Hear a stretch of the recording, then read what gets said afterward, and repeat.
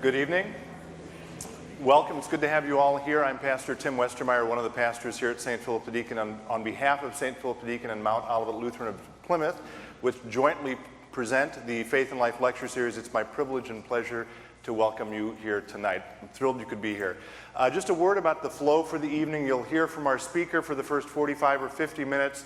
We'll take a short break for a couple of announcements, and then they'll have hopefully 15 or 20 minutes for open mic question and answer, and you'll be able to ask questions at the two microphones here. So I encourage you to be thinking about them. This is the middle of the 9th season of the Faith and Life Lecture Series. We have had a wide variety of topics over these past 9 years, and we're thrilled tonight to have someone who's going to talk, I have a feeling, about all kinds of different things: unemployment, gangs, young people of today, Los Angeles. Many of you, I assume, heard him on Minnesota Public Radio this afternoon, perhaps. I was texting him afterwards and telling him it's great to have him here. We'd actually not met until just a few minutes before this evening. He likes to drive himself around, and he texted back and said he's getting a lot of work done trying to assuage his guilt for being away from LA traveling. And while I understand that, I promise you we are thrilled that you are here. Will you help me welcome Father Gregory Boyle?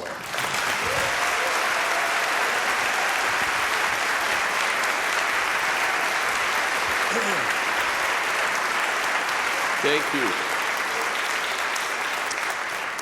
Thank you very much. It's a privilege to be with you here. I've been in the Twin Cities and around Minnesota, in the last, I don't know how many years. So I apologize if some of you have heard me speak before.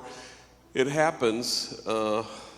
Once I was invited to speak at an annual gathering of foster grandparents in Los Angeles. Well, I had spoken at it the summer before, and afterwards, a grandmother came up to me. I think she liked the talk. She had big tears in her eyes, and she grabbed my hands, and she said, "I heard you last year." It never gets better. So I suppose I'm delusional in thinking that she misspoke. I'm hoping she did. Anyway, thank you for your attendance and your attention. I had a very earnest gang member, 16 years old, not long ago, stand in front of my desk, and he says, "Look, I need your divided attention." I said, "Well, you are in luck." And I suppose attention is sort of the first step toward choosing to be compassionate, which seems to be the theme for tonight, faith and compassion. There's a vision that brings you here tonight, and I think it has exactly nothing to do with me. I think it has to do with our wildest longing and imagining that we want the world to look differently than it currently looks. And it's important to get in touch with what that vision might be. The prophet Habakkuk writes, "The vision still has its time, presses on to fulfillment, and it will not disappoint. And if it delays, wait for it."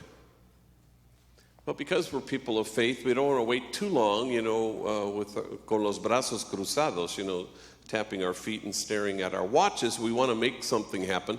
So I want to suggest something this evening. What is it that we exactly want to make happen? I think our goal that connects us is the desire to create a community of kinship such that God, in fact, might recognize it. Mother Teresa, I think, diagnosed the world's ills correctly when she suggested that the problem in the world is that we've just forgotten that we belong to each other. So how do we stand against forgetting that? How do we together find a way to imagine a circle of compassion and then imagine that nobody is standing outside that circle? And to that end, what do? Well, we move out to the very edges of that circle, and we stand with the folks on the margins, with the poor and the powerless and the voiceless. We stand with those whose dignity has been denied and those whose burdens are more than they can bear. Some days we're very fortunate and blessed to be able to stand with the easily despised and the readily left out. with the demonized so that the demonizing will stop, and with the disposable so that the day will come when we stop throwing people away. I don't think that that's my call. I think that's our common call as members of the human race. I suspect that if kinship was our goal, we would no longer be promoting justice. We would, in fact, be celebrating it. So for the last 25 years, I've worked with gang members in Los Angeles, and it's been the privilege of my life. And I think I've learned just about everything of value from gang members, but nothing more valuable, really, than in the last couple of years they've taught me how to text, and I'm so grateful. It sure beats the heck out of actually talking to people, I'm finding. And I'm pretty dexterous at it, LOL and OMG and BTW, and there's a new one the homies have taught me, OHN, which apparently stands for, oh, hell no.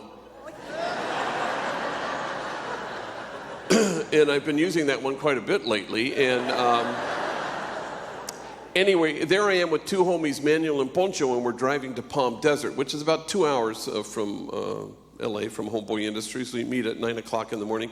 Manuel and Poncho are older vatos, been to prison, tattooed. They do a variety of things for me at Homeboy. I have 360 employees, and so we're going to go. They're going to help me give this talk, and so we're in the car, and Manuel's in the front seat, and I can hear incoming a text, and he starts to read it, and he chuckles, and I said, "What is it?" "Oh, it's dumb. It's from Snoopy back at the office."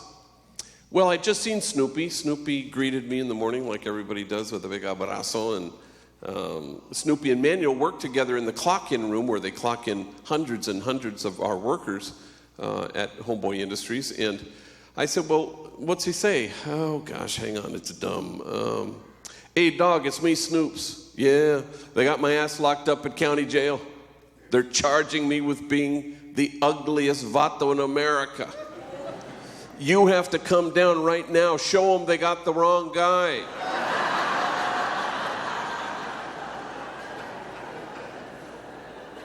Well, we died laughing, and then I realized that Manuel and Snoopy are enemies. They're from rival gangs.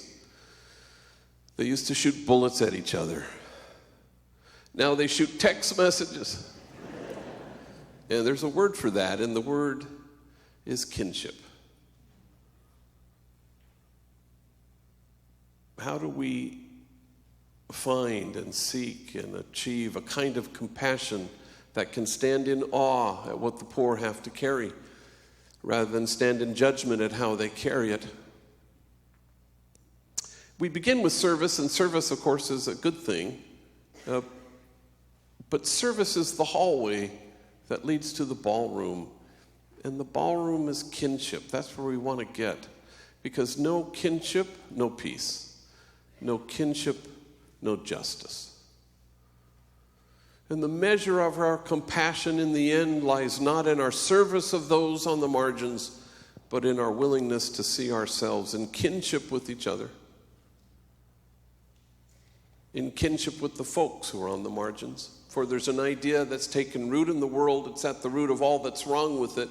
And the idea would be this, that there just might be lives out there that matter less than other lives. How do we stand against that idea? One of the great privileges of my life was knowing Cesar Chavez as a friend. And I remember a reporter had commented to him once, "Wow, these farm workers," he says, "they sure love you." And he shrugged and he smiled and he says, "The feeling's mutual." And that's what we want. We want to arrive at a certain kind of mutuality in kinship. In service, there's a distance, even in service. Service provider, service recipient. You want to bridge even that. And that's the hope. I remember there was a homie named Caesar who nobody got more jobs through Homeboy Industries than this guy. And he would just work for a while for me, or sometimes in the private sector when we found something for him. But he would always sort of gravitate back to vague criminality, usually getting high or selling drugs. And he'd get popped again, go back to jail. Well, this one time he'd finished a kind of a 4-month stretch of violation and was in jail and came out, and 25 years old at this point, and it was kind of frustrating. And a funny kid, very smart kid with a dangerous sense of humor. And he's sitting right in front of me, and he says what homies often say, "This time it'll be different." I go, "Oh, all right." So I pick up the phone with him right there, and I call a friend of mine who runs a vending machine company in Alhambra, California, and he hires Caesar right on the spot. Well, 2 weeks later, Caesar's in my office, and he's proudly waving his very first paycheck at the vending machine company. And he says, "Damn, gee, this paycheck, it makes me feel proper. I mean, my mom, she's proud of me, and my kids, they're not ashamed of me. And you know who I have to thank for this job." And I said, "Well, gosh, who?" And he looked at me strangely, and he said, "Well, God, of course." "Oh, no, sure. No, that's right. Yeah. That's right, God." He said, "You thought I was going to say you, didn't you?" "Oh, gosh. No, God absolutely is number one." He said, "You are so lucky we're not living in them Genesis days." I said, "I'm sorry, them Genesis days?" He said, "Yeah, because God would have had struck down your ass already by now." Well, we fell out of our chairs, and suddenly kinship so quickly. It's not about service provider and service recipient, it's about us. There is no us and them. How do we obliterate once and for all the illusion that we're separate? There's just us. I never felt this more keenly in my own life than some years ago, struggling a little bit with leukemia, and went through chemotherapy, and I'm feeling pretty good at the moment, battling a cold, but other than that, I'm good. Or as the homies always say, "I hear your cancer's in intermission." I said, "Yeah, apparently it stepped out to the lobby to buy popcorn. May the line be long." But this news, appeared on the front page of the Sunday LA Times, so homies came out of the woodwork, and very sweet, for as uncomfortable as that period was in my life. I wouldn't trade it for anything. I remember a homegirl named China left me a voicemail message. "Now it's our turn to take care of you." Very sweet. Big, huge homie named Grumpy, 6'5", standing in front of my desk, huge tears in his eyes. Apparently God had forgotten to give him a neck. And he says, "What do I have that you need?" Meaning organs. I was so happy to tell him I didn't need any of his organs, But it was the thought that counted. One of my favorites was late in the game during my chemo, a little 15-year-old. Yes, Lord? But I just started. I haven't been speaking long. So this little 15-year-old gang member came in, and I used to come to my office after chemo. The homies always would vie to drive me to my chemotherapy, and then they would want to pick me up, and clearly that trip to and from the hospital was more harrowing than chemotherapy itself. But so I'd come in the afternoon after a homie would pick me up, and I'd just kick it, and this kid comes in. He looks positively stricken. I'm behind my desk. He sits down, and he says, "I hear you have leukemia." I said, "Yeah, I do." And there's this awkward silence, "My cat had leukemia." "Yeah, she died." I said, "Oh gosh, I'm sorry to hear that. I awfully glad you stopped by. It just picked me up right there." Well, my all-time favorite was a homie named Robert. We all called him Loco. And Loco called me from jail, collect, and he just read it in the Sunday LA Times. "Hey, what's up with this leukemia anyway?" And I said, "Well, it's cancer. It's in the blood. The doctor says my white count's too high." Them doctors, they don't be knowing nothing. I said, what do you mean? Well, hello, course your white counts high.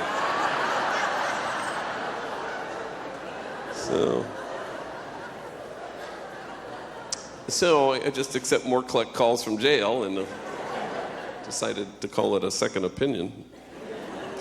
Or better, kinship, I guess, that there's a mutuality there, that we're in this together. Homeboy Industries was born during the time I was pastor of the poorest parish in the city of Los Angeles, Dolores Mission, nestled in the middle of two public housing projects, Pico Gardens and Aliso Village, and together they comprise the largest grouping of public housing west of the Mississippi. We had 8 gangs there, which is unheard of in public housing, that you would have that many in such a tiny area, making it, according to the LAPD, the place of the highest concentration of gang activity in all of Los Angeles. I didn't know this when I was assigned there. I buried my first young person killed because of this sadness in 1988, and I buried my 180th 2 weeks before this past Christmas. So, not all of them from that community, but I know a lot of gang members. I get asked to do this. So, the first thing we did is we started a school because there were so many middle school age, junior high age kids who had been given the boot from their home school. Nobody wanted them. So I walked in the projects and I said, hey, if I found a school that would take you, would you go? And the gang members would say, yeah, to my surprise. And then I couldn't find a school that would take them, so we had to start a school, and that brought, I asked the nuns in the convent if they would mind so much, like moving out, and they seemed okay with that, and so we turned it into a school, and that brought gang members to the church property, which, kind of upset the apple cart. I mean, after all, aren't churches supposed to be hermetically sealed, good people in, bad people out.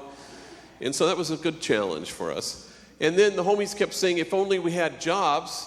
And so myself and the women in the parish, was mainly women, we marched to all the factories that surrounded the housing projects, trying to find felony-friendly employers, and that wasn't so forthcoming. And so we couldn't wait. So by 1992, we started our first business. We didn't know it would be our first of many, but it was our first, Homeboy Bakery, an old tore-up bakery across the street from the church. A month later, we started Homeboy Tortillas in the Grand Central Market in downtown LA. Once we had plural, we came up with the highfalutin name of Homeboy Industries, as if there was any industry involved in this venture. And then we were off and running. And not everything worked, Homeboy Plumbing was not a huge success. Who knew? People didn't want gang members in their homes. I did not see that coming. And now, we didn't intend to be this, but we've backed our way into becoming the largest gang intervention, rehab, and reentry program in the country. And we get about 15,000 folks a year walk through our doors. Keep in mind, there are 1,100 gangs in LA County, 86,000 gang members. So it's a pretty vexing, daunting thing. So at this point, after almost a quarter of a century, we do a lot of things. We offer every imaginable curricular thing, from anger management to parenting to grief and loss, you name it, NA, AA, GED. We still have a school. We have free tattoo removal, 3 laser machines, 29 volunteer doctors, a dedicated clinic in our new headquarters, 800 laser treatments a month. Let's see, what else do we have? We have solar panel installation training program. We have Homeboy Bakery still, Homeboy Silkscreen, Homeboy Homegrown Merchandise, where we sell our logo stuff. Homeboy Diner, the only place you can get food in City Hall. We're going to have another Homeboy Cafe in the new LAX terminal by the summer. We sell chips and salsas in 2 huge supermarket chains in Southern California. What am I missing? And Homegirl Cafe, where women with records, young ladies from rival gangs, waitresses with attitude will gladly take your order.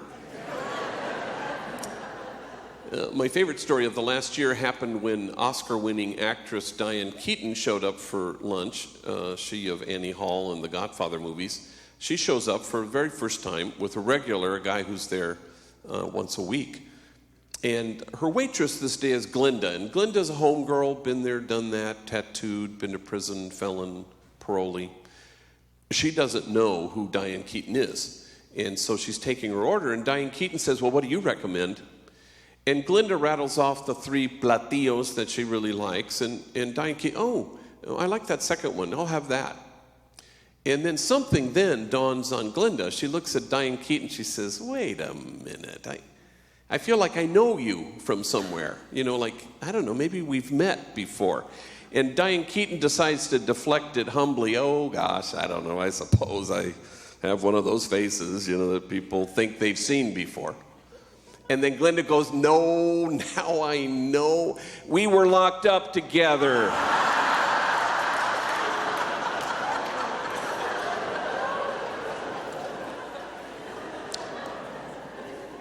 You know, that just took my breath away when I heard it. And I don't believe we've had any further Diane Keaton sightings, come to think of it, since then. But suddenly kinship so quickly, Oscar-winning actress, attitudinal waitress, exactly what God had in mind.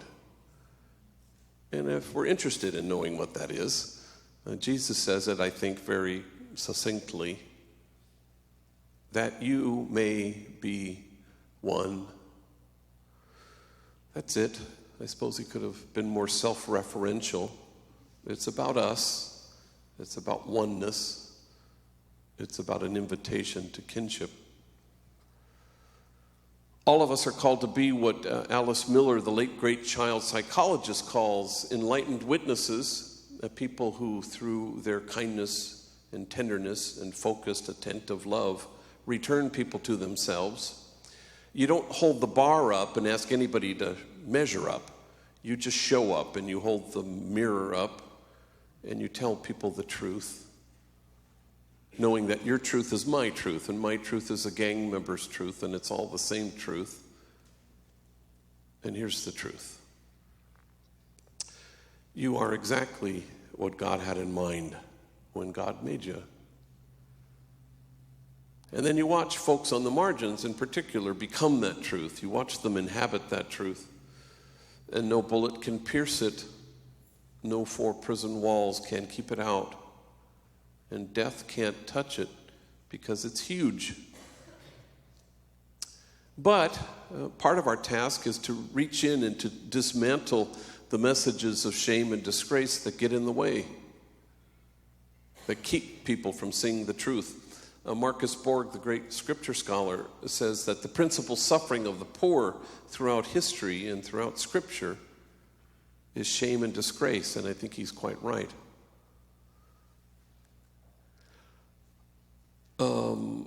Tomorrow I'll be missing one of my masses in camp. I'm in 25 different detention facilities where I say mass as a priest, in 20 probation camps, juvenile halls, youth authority facilities, jails, and on a rotating basis. And so usually on these things I go out into the boondocks and I do maybe 2 masses in 2 different camps. And then I race back to Dolores Mission because I've lived in that parish for 25 years. So I know a lot of people. So I get asked to do things, and it's usually, my Saturdays almost always look identical. 1 o'clock baptism, 2 o'clock quinceañera when a girl turns 15, 3 o'clock wedding, 4 o'clock exorcism. I'm just checking to see if you're still listening to me. Periodically you got to check, and I've never done one of those. But anyway, I raced home one Saturday from these camps, and it was 20 minutes to 1 in my 1 o'clock baptism. And I thought, well, I got time to go check my mail. So I go to my office. I'm all by myself, contento, feliz, reading my mail, when all of a sudden this woman comes barging into my office. I find out later her name is Lisa. She's about 30 years old. I've seen her around. She's kind of a famous street person. She's something of a famous gritona, as we say in Spanish. She's always screaming. She's always yelling. and she's a peleonera. She's always fighting. You can hear her being tossed out of the bar next door during the day, every day, and then she's screaming at the guy who tosses her out. You can hear her and see her on First Street screaming into a payphone, "Just let me stay tonight," yelling to family or friends. And this is the very first time she's ever chosen to step foot in my office.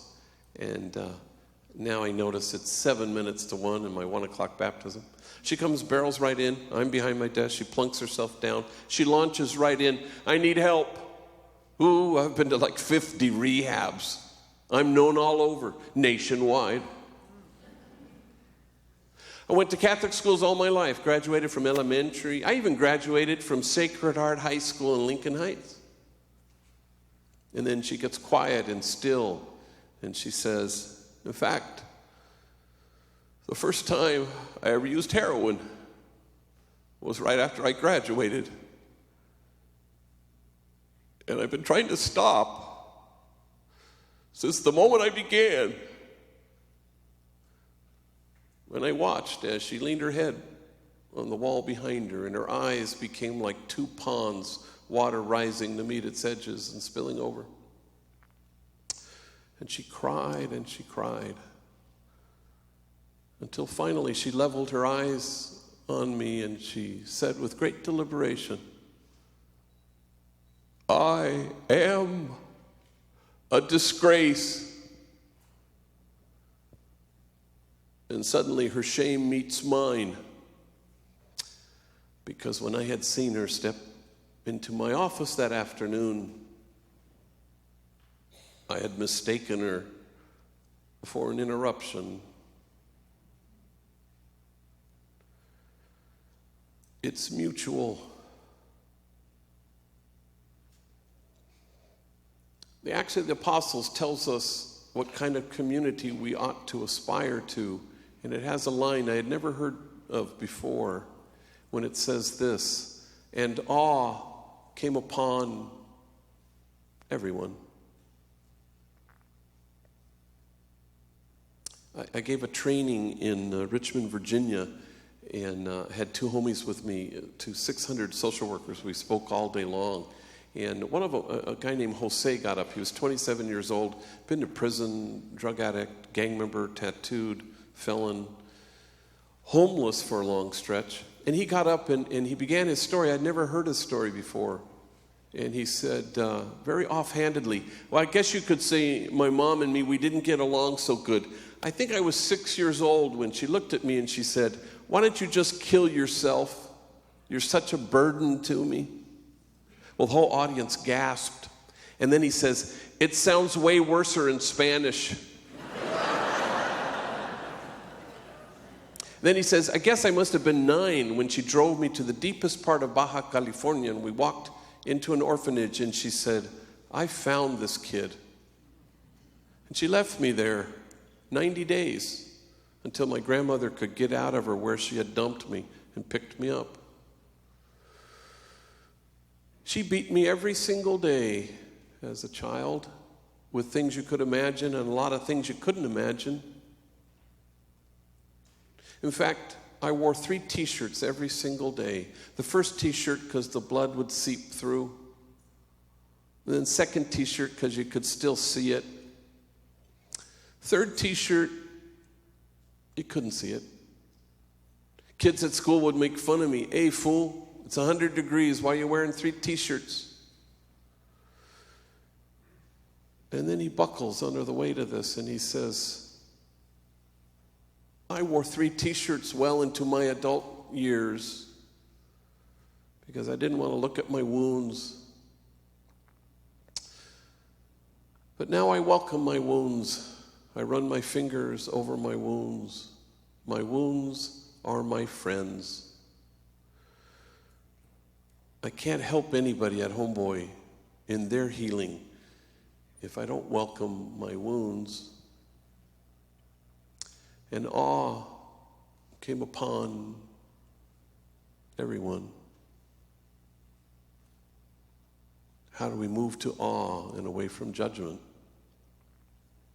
Just us, it's just us. And how do we seek to dismantle these messages of shame and disgrace so that people can be returned to themselves? Because of the book that I've written, I get invited sometimes to universities who have decided to force their students to read it, and so one of these trips I went to Gonzaga University, which is my alma mater, and I brought two homies with me, Mario, Latino gang member, and Bobby, African-American gang member. In fact, they were enemies. And I've taken lots of homies, hundreds and hundreds of homies and homegirls on trips, and you can read about it in the book. I have a couple of those in there. But I've never taken a more panicky, terrified flyer than this guy Mario. I mean, hyperventilating, absolutely terrified. I thought we wouldn't be able to get him on the plane. I'd have to call the paramedics or something. Big, tall drink of water, skinny gang member. But about 25 years old, very terrified of the whole prospect. So we flew out of Burbank to Spokane, and Burbank is a smaller airport, so it's on the tarmac, and you climb up the stairs to get in the plane. And you can see the planes arrive, and it's Southwest Airlines, and the plane arrives, and we're by the window, and he's just terrified. And I see, it's early in the morning, I see two flight attendants, females, climbing up the front steps with huge cups of Starbucks coffee, and they're walking up the steps. And then Mario goes, "When are we going to board the plane?" And I said, "As soon as they sober up the pilot." All right, maybe I shouldn't have said this. So I should tell you that Mario is about the most tattooed gang member ever to have worked at Homeboy. He's completely covered, his arms, his neck, his face. I mean, it's unbelievable. Well, I'd never been out in public with him, and I noticed how everybody reacted. People recoiled, mothers were vaguely clutching their kids a little more closely, and it was interesting to watch.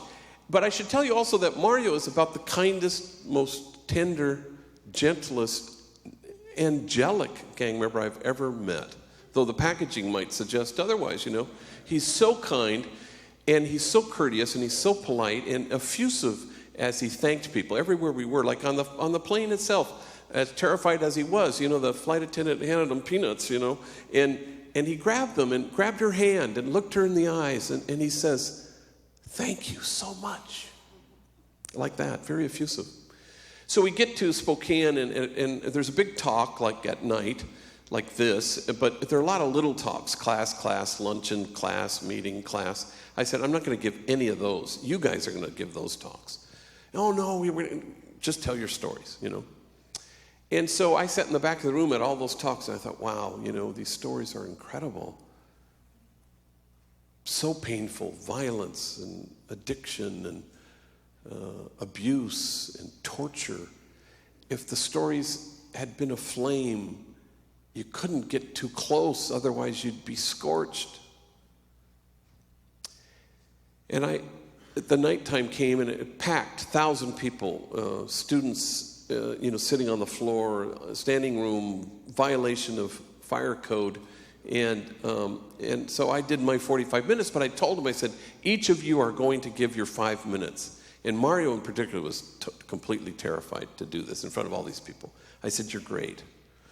So I do my thing. They each do their 5 minutes. And then it's question and answer. "Yes, ma'am." And a woman stands up in front. "Yeah, this first question's for Mario." And Mario gets to the microphone. "Yes."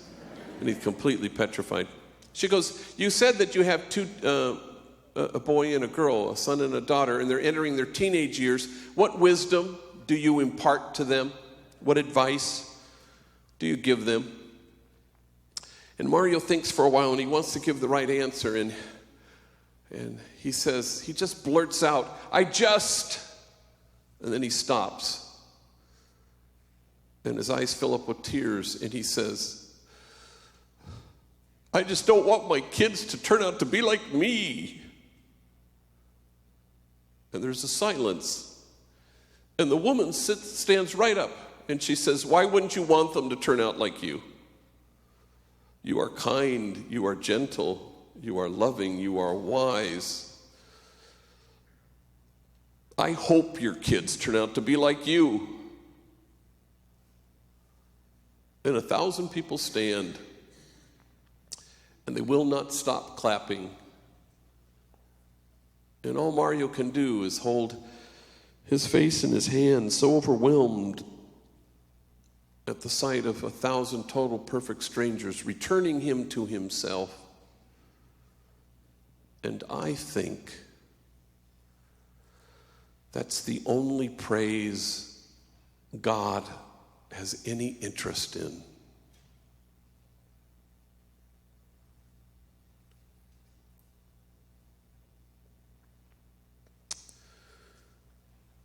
And so we inch our way out to the margins with the poor and the powerless and the voiceless, because we want the circle of compassion to widen.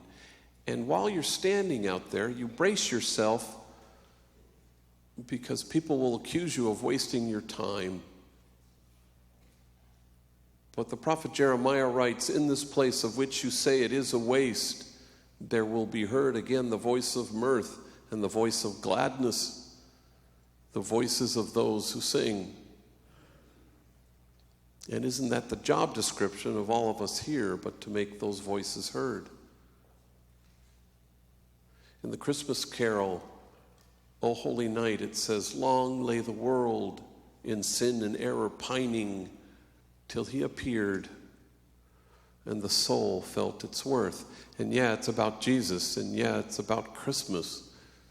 But how is that not the job description of everybody in this church? You appear, the soul feels its worth. A homie most resistant to all my offers of help was a homie everybody called Bandit, and he earned his name. He was a bandit. He was. I'd ride my bike in the middle of the night into the housing projects, and I'd see him there, and he'd be running up to a car selling crack cocaine, and then he'd walk away counting his money, and then he'd see me standing with his other homies in the darkness of an archway, and I'd say something like, "How about a real job?" And he was always very polite. "Oh, that's okay, gee, thanks, though." Until one day, 15 years ago, Bandit shows up in my office, and I couldn't believe he was there. And he says what gang members often say, "I'm tired of being tired." So I walked Bandit that day to one of our 4 job developers who find jobs in the outside. And as luck would have it, he finds a job for him. Entry-level, unskilled, low-pay warehouse, a first kind of job. Now, cut to today, Bandit runs the place. He's the supervisor of all the supervisors. He owns his own home. He's married. He has 3 kids. Well, I hadn't heard from him in like 2 years, and no news is good news usually with gang members. And he calls me on a Friday afternoon, very panicky, kind of breathless. He says, "Gee, you got to bless my daughter." And I said, "¿Qué pasó, mijo? What's up? Is she sick or is she in the hospital?" "Oh, no. On Sunday, she's going to Humboldt College." Imagine, my Jessica, she's going to college. But she's a little chaparrita, and we're afraid for her, because Humboldt, that's way up north, it's far, and she's moving away.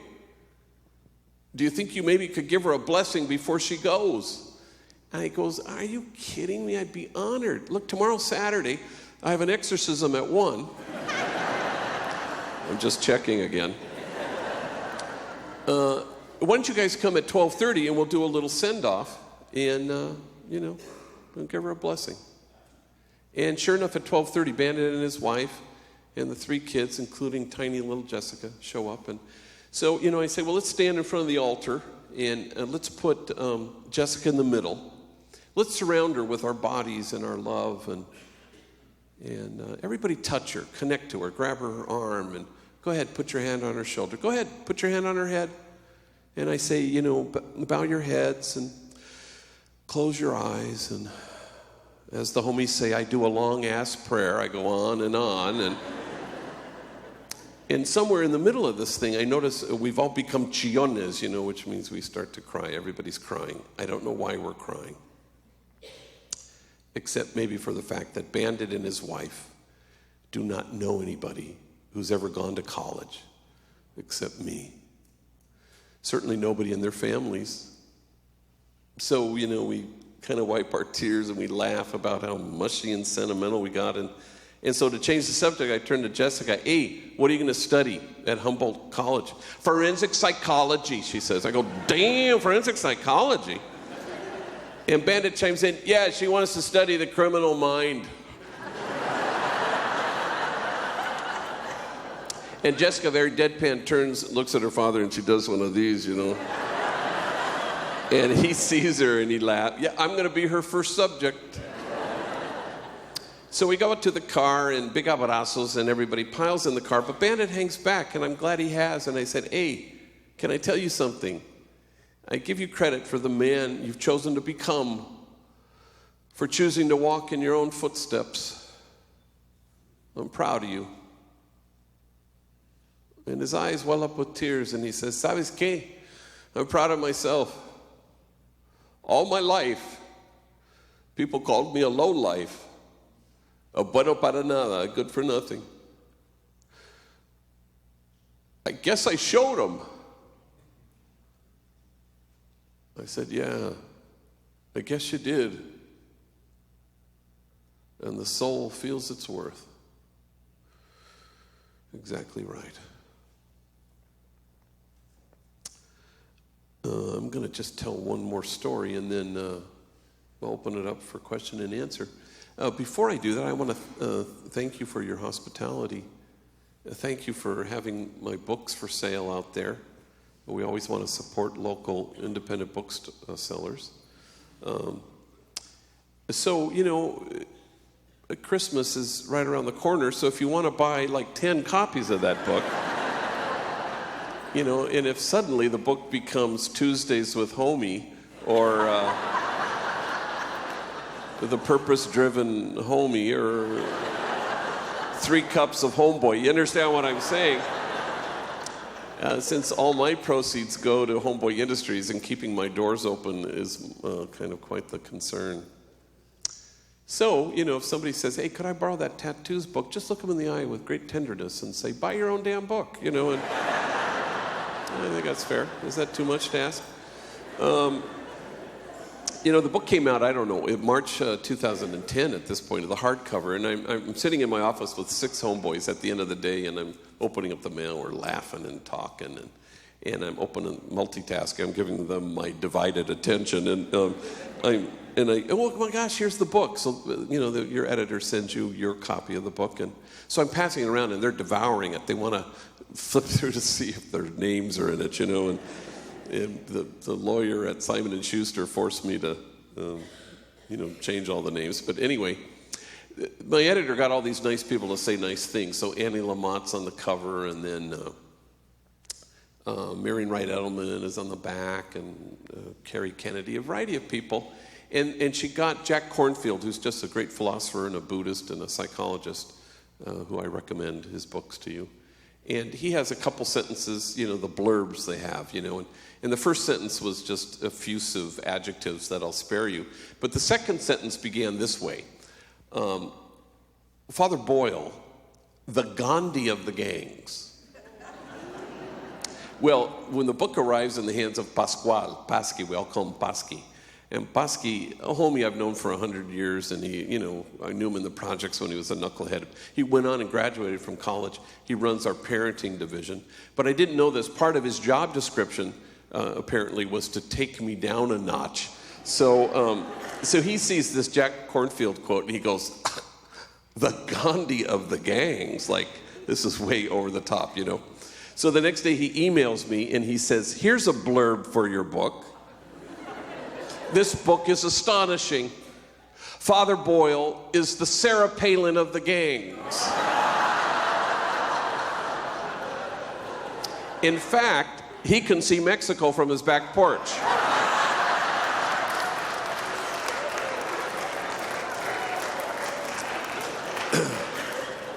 I immediately forwarded it to my editor, and I said, please, I beg you, put this on the paperback edition. And she just sent back OHN. Oh, hell no. Well, anyway. Final story. This story anticipates a question, probably. People always ask me about gang members, enemies who work side by side with each other, and at first it's difficult, for sure. But a homie will come in. Our program is not for those who need help. It's only for those who want it. You have to walk in the door, like rehab. It doesn't work otherwise if somebody drags you in. And so a homie comes in, and he says, I'm ready. I don't want any part of this anymore. Okay. I have an opening in the bakery, but you have to work with X, Y, and Z. And I rattle off the names of enemies, rivals, that he'll have to work with. And they always do the exact same thing. They think for a long time. They go, well, okay. I'll work with them. I'm not going to talk to them. Which used to bother me in the old days, until you discover, of course, that it is impossible to demonize people you know. Human beings can't sustain it. So I had this kid named Youngster, a little tiny guy from this one gang, and everybody called him Youngster. And so I thought he was ready. So I bring him to our homeboy silkscreen factory, which is our biggest, most successful business. It's about 18 years old now.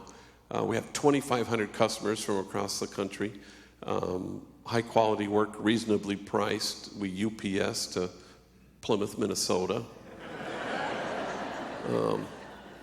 So I walk him in there, and I introduce him to like 30 of his coworkers, and so he's shaking hands with everybody, looking him in the eyes, even enemies, and I'm thinking, wow, this is great. Until he gets around the bend to the very last guy, a guy who seems to be avoiding this encounter, who they called Puppet. And when Puppet and Youngster are in each other's vicinity, they mumble something. They stare at their shoes. They don't shake hands. Well, I know they're enemies because, I know what gangs they hail from. But he just finished shaking hands with other enemies. I discovered later that this is a hatred that is so personal and deep that neither of them think they can really get past it. So I sense that much at the moment. And so I look at him and I say, look, if you guys can't hang working with each other, let me know. I got a bunch of people who would love this job. And they don't say anything. Well, 6 months later, a Puppet goes to a store not far from his house, and he buys something at a corner store.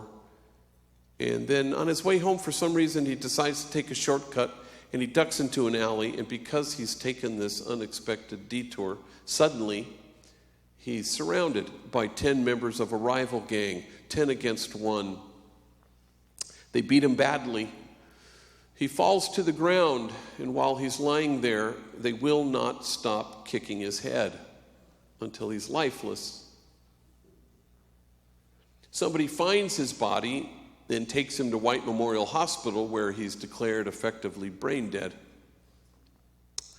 But it's the policy there to keep you connected to machines for 48 hours so they can get 2 days of a flat read, and then the doctors sign the death certificate. This allowed family and friends to gather. I was at St. Louis University giving a talk. I flew home. I've seen a lot of horrible things in my life, but nothing to compare to the sight of this young man with his head swollen many, many times its size. It was horrifying. You could barely train your eyes on him. And at the end of the 48-hour period, I said a blessing prayer over him. I gave him la unción de los enfermos, anointed his forehead with oil. And at the end of the 48 hours, we disconnected. And a week later, I buried him. But in the first 24 hours, I'm alone in my office. It's 8:30 at night. And the phone rings, and it's Youngster, Puppet's co-worker at the silk screen. Hey, he says, that's messed up about what happened to Puppet. I said, yeah, it is. And then with a certain kind of eagerness even, he says, is there anything I can do? Can I give him my blood? And we both fall silent under the weight of it until he breaks the silence, choking back his tears, and he says with great deliberation, "He was not my enemy. He was my friend. We worked together."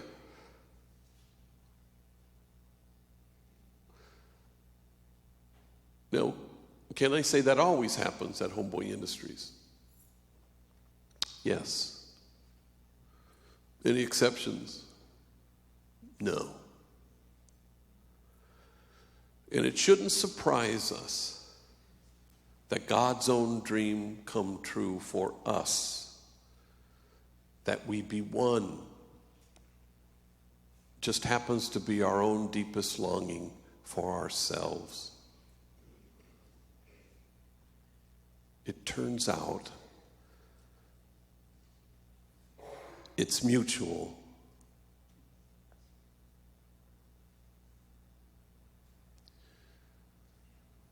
For the vision still has its time, presses on to fulfillment, and will not disappoint. And if it delays,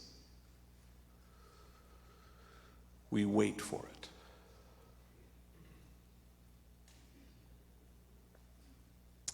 Thank you very much.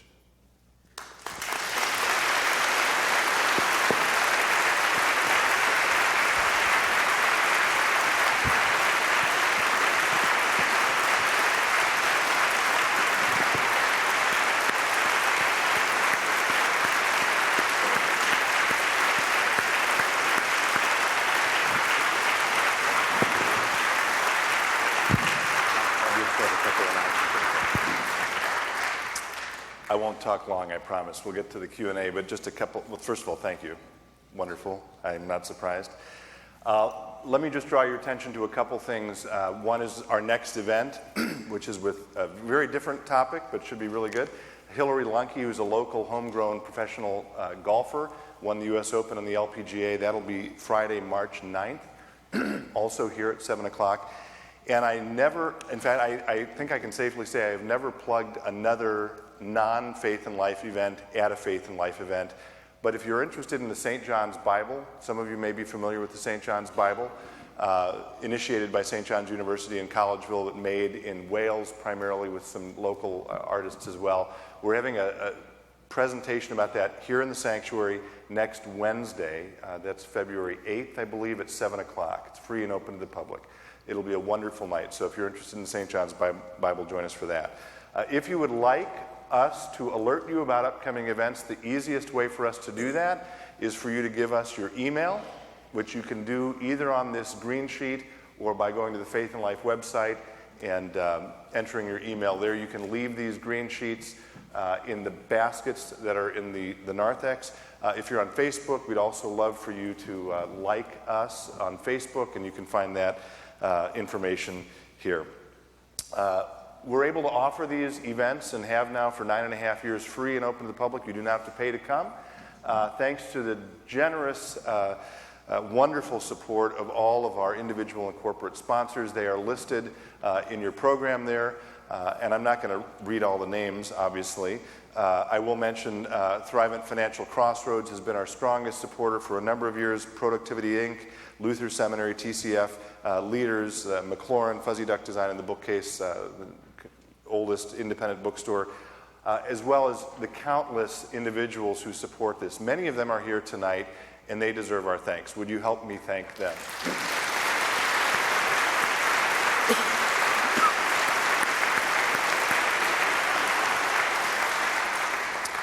You may not know this, but his book is available. Did you mention that? You may have mentioned that. I'm not sure. In passing, yeah. And he's happy to inscribe them. And I'm going to say one final thing, and then we'll do a Q&A. Again, you can just come to these microphones in the aisles. One of the questions I get more than just about any is, where do you get the ideas for these speakers? And oftentimes there's not a good answer for that, but in the case of tonight's speaker, there's a very specific answer. If you have come to these events for any period of time at all, you will know that our guitarist, Jeff Elstad, who's sitting right over there, has been with us from the very start. He's been at pretty much every single event, and even the one or two that he's missed, we've played his music on a CD. He sent me this book anonymously. I didn't even realize it was from him until we talked a while later. This is quite a while ago now. And so it was his initiative, really, that got the ball rolling on this. So, Jeff, all of us, thank you for...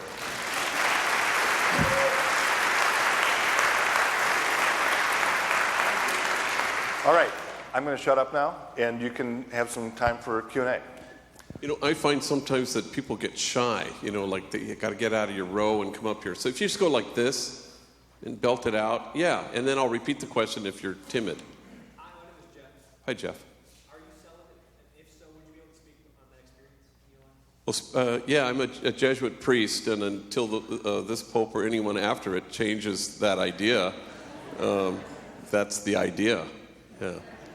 I don't know. You know, I think, you know, obviously we're not speaking for the Vatican here. I think it would be certainly a wiser thing for the church to have kind of a more expansive, spacious view of this. You know, that would be my hope. But, you know, I've been a Jesuit for 40 years, and it's been the joy of my life to live in community. I joined the Jesuits because they were hilarious and prophetic,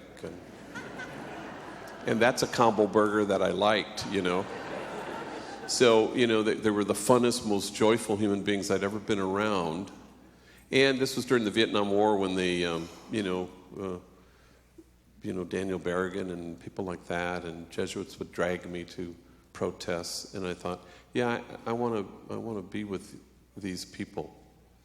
So I don't think it's ever about what have you been denied. It's about the joy today and delighting in the people in front of you, and I would not trade my life for anybody's. Yes, ma'am. I do get nervous in a microphone, so I'm sorry if I stumble over my words. That's okay. I work as a nurse here in the metro area at a level 1 trauma center. So I see a lot of similar stories to what you shared as your last story. I'm just wondering what advice you have for people who work closely with gang members that either don't seem to want help. It's hard not to get jaded in my job, and it's hard to find that compassion and kinship when we see so much violence. I'm just wondering how you could speak to that.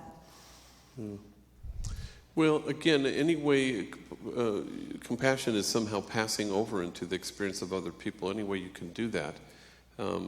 What language is gang violence speaking? You know, it's about a lethal absence of hope.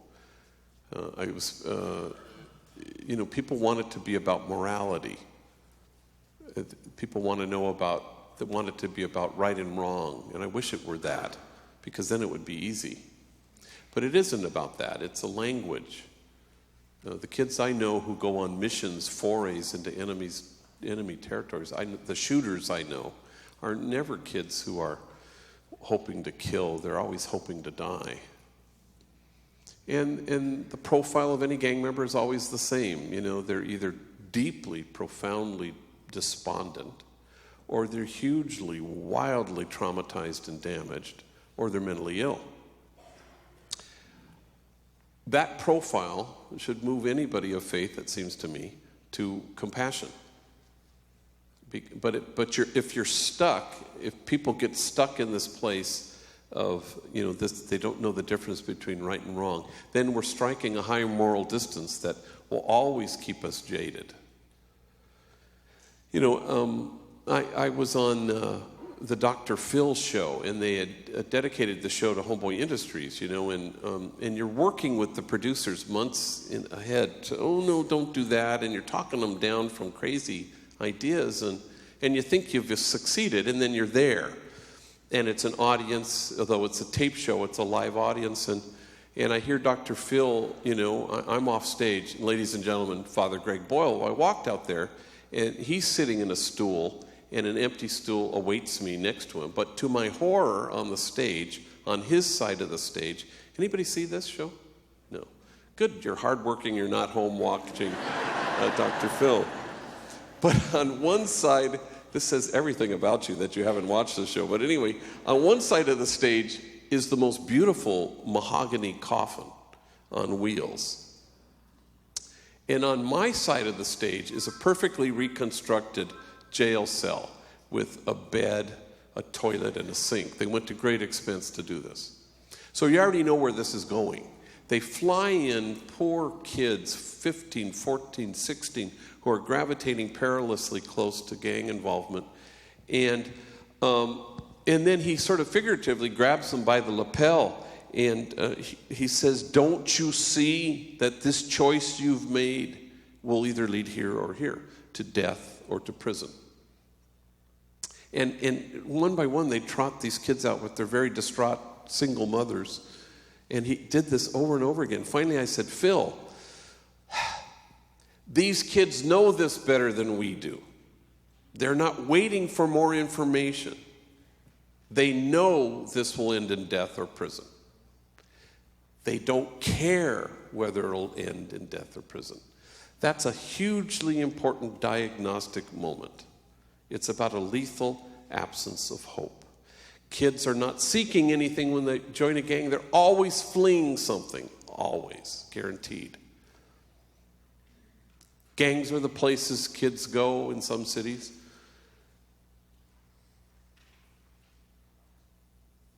Or they're fleeing their own misery, and misery loves company. And that's what gangs are about. It's not about kids who have somehow their moral compass is out of whack. It's a language. And so our task is to infuse a sense of hope to kids for whom hope is foreign. And the only delivery system I know of for hope are loving, caring adults who show up and pay attention. Kindness works.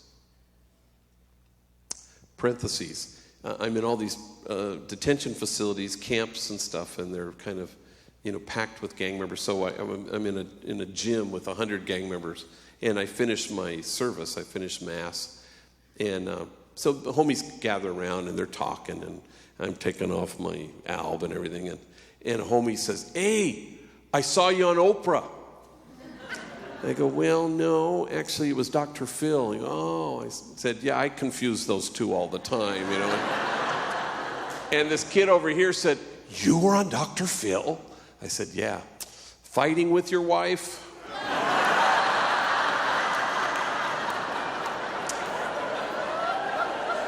I said, "Yeah, but his advice has really kicked in, and we're doing much better now, Anyway, did I see somebody getting up? Yes. Or holler it out, sure. Well, I would have a question. Yeah. Some tangible steps for us going away from this presentation. I'm really inspired, and I know others are, I'm sure, too. But how might we kind of get out of our comfort zone and develop some of the kinship you're talking about? Well, I think you support Brotherhood Brew. This is in St. Paul, and I just heard about them tonight. And these are programs that you can kind of get connected with these folks up here. Act locally. But part of the thing is, if you're an employer, hire somebody. Who would Jesus hire? We all know who Jesus would hire. Jesus would hire the person who's absolutely at the lowest place right now. The person no one will consider hiring because they have a record, they're a felon, they're a gang member, they're tattooed. That's what you do. That's where you begin, I think. But you also, well, sure, go ahead.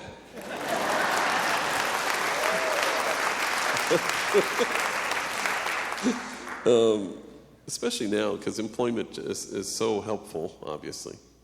And right now, the pool of, the unemployed is so huge. And just today, you heard the president talking about a whole other layer of unemployed are returning veterans. And obviously, we want to invest in their future employment.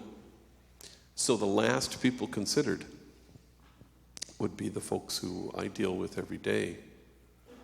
And so we got to find our moral place and say, yeah, I don't need another worker. I can barely afford another worker. Come on in. I'll give you not a second chance. Who gave them their first one, you know? Yes, ma'am, you're going to ask this question. I don't care. Yeah. I am an inner city youth group leader, and a lot of times I work with youth on a regular basis, and I feel like we're making progress, and they're really receptive to some of the stuff that we do, and then it seems like we take 15 steps back, and I get very disheartened, and I'm just wondering if you could give me some advice as to how to kind of keep the faith and know that it's still going to turn out. I know you're both you talk about success, and it's not really about the success stories, but sometimes it's just very frustrating to me when then you mess up for the 15th time. Yeah. Yeah. There is no solution to that except you have to abandon all desire for success. But beyond that, you have to abandon even efficacy. Does it work? In our culture at the moment, that's the thing. You know, does it work? Does what you do work? I'm not interested if it works. I know, and you know, what approach is right and true and just and good and loving. That's enough. Do it. But the minute you start to care how it's going to turn out, you will burn out, you will get cynical, you will dislike the people you're serving. Don't care about how anything turns out. It's liberating. If it all shuts down tomorrow, St. Ignatius used to say this about the Jesuits. He said, the Pope could shut us down tomorrow. Give me 15 minutes. I'll be okay. You know? Except I think he said it in Spanish. But, you know, it's... But that's exactly the freedom you want to have. But there's a method to that madness. Because then you just go, yeah, I just want to do the right thing. And you know exactly what it is. You know what approach works. It doesn't mean you don't correct things. And you don't catch yourself. And you don't try to be more loving and more kind. And I always talk about, I sign the book with a no matter whatness. Because I think that's what makes sense. No matter what, I am in your corner. Homies always say, till the wheels fall off. Yep, I'm in your corner till the wheels fall off. Because they don't know what that is. That's the kind of God we have. A God who loves us without measure and without regret. A God too busy loving us to be disappointed. We want to imitate the kind of God we have.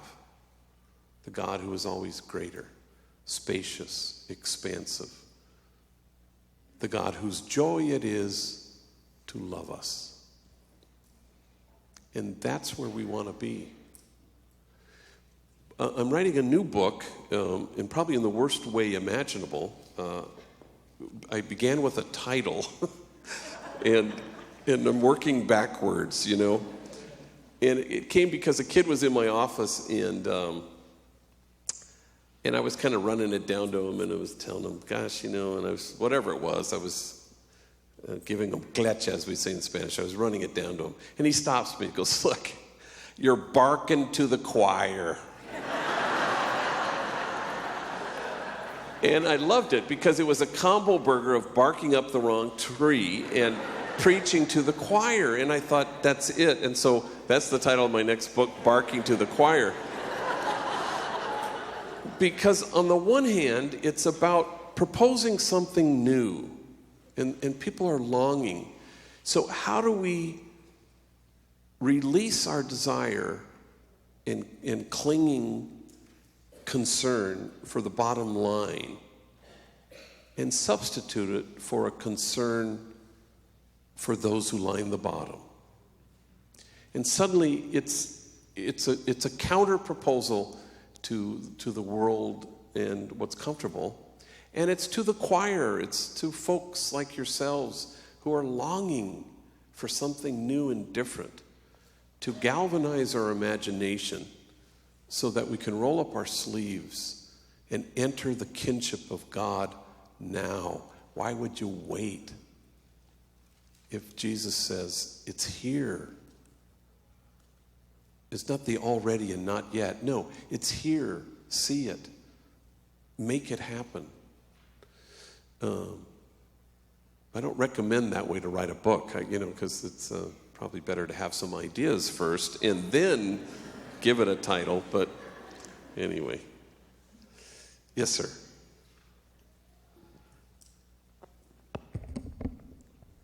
Yeah, I was wondering if, I know that y'all didn't have, people to give y'all money and stuff when y'all first started. How did you go about, getting resources and companies to fund y'all to start Homeboy Industries? Or, yeah. Yeah. It was tough in the beginning because this was almost 25 years ago when the demonizing of gang members was at its peak. And so those were the years, my first 10 years were death threats, bomb threats, and hate mail. And it's hard to even retrieve that now as a memory because that's not what's happened in the last 10 years.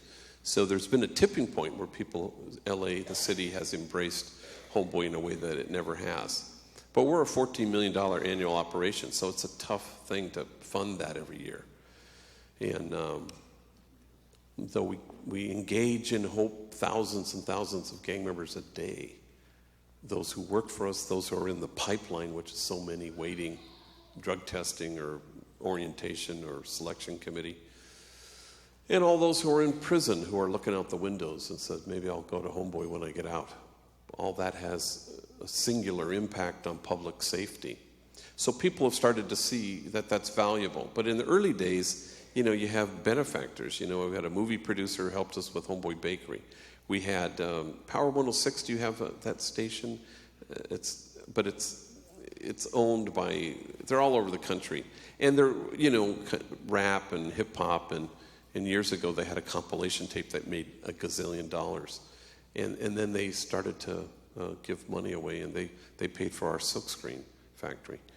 So, you got a lot of good people here who get this and will want to support Brotherhood Brew because that's exactly, you're putting people to work, and it has an intentionality to it. And community trumps gang every time. And then you engage in, attachment repair and healing, which is part of the task in any good community. Yes, sir. What is the story behind the name Homeboy? It's funny. I get that question occasionally from the center of the country. And I don't mean you're intending anything by it, but it's funny. I don't ever get that question, but I can tell you geographically where I've gotten it. And I didn't think much about it. Homeboy became, not anything, it's never anything pejorative. Heck, you've seen this T-shirt that says, Jesus is my homeboy, and people would say, were you taught by Mr. Smith? Oh, Mr. Smith, that's the homie right there. Well, he's not a gang member. He's a person you have a connection to.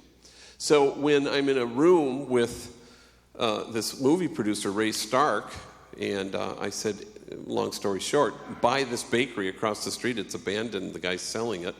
I don't know. We'll call it Homeboy Bakery. That's how much thought went into this thing.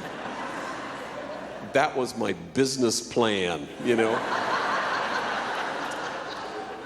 And don't try this at home, And so Homeboy is really, the interesting thing about it now, years later, it's gang member, and he's my homeboy, but it's also a connective word, it's like homeboy, homegirl, oh, that's the homegirl, that's the homeboy, oh, he's the homie, and it's broader than the person who's just identified with you in this same gang.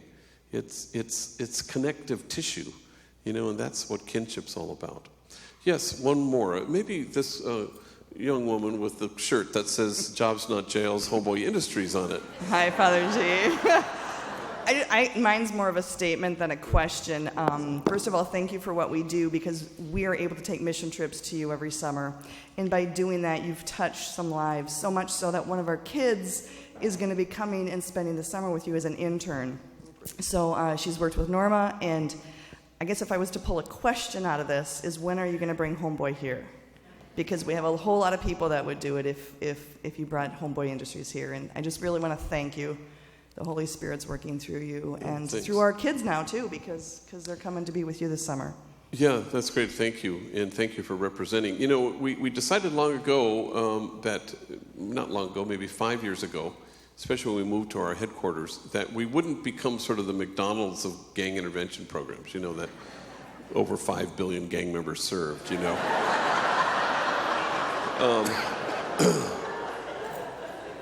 But what we have done is offer what we call technical assistance. So folks have come to us, Wichita, St. Louis, Spokane, Miami, Pritchard, Alabama, and they've spent 5 days or whatever, and they kind of study, and we say, steal everything but our logo, and start your own thing. Otherwise, the idea of Homeboy Industries being airlifted into St. Paul doesn't sit well with me, you know. As St. Paul will go, well, what does Homeboy Industries know about St. Paul? So what I like more, and we were connecting before, is like, you know, to be part of a network. You know, we're calling Homeboy Network because there are people who have kind of spawned these things from Spokane, an organic gardening service, City Cafe in Wichita, community empowerment in Miami, on and on and on, places that we're kind of working together. And so maybe we come together as a network every year and compare best practices and say what works, what doesn't work, what are you discovering as a difficulty or whatever. And then maybe get somebody to fund this network so that we can share money around. Are you down for this venture? Yes, good. So anyway, thank you very much for your kindness, and I'll see you out there.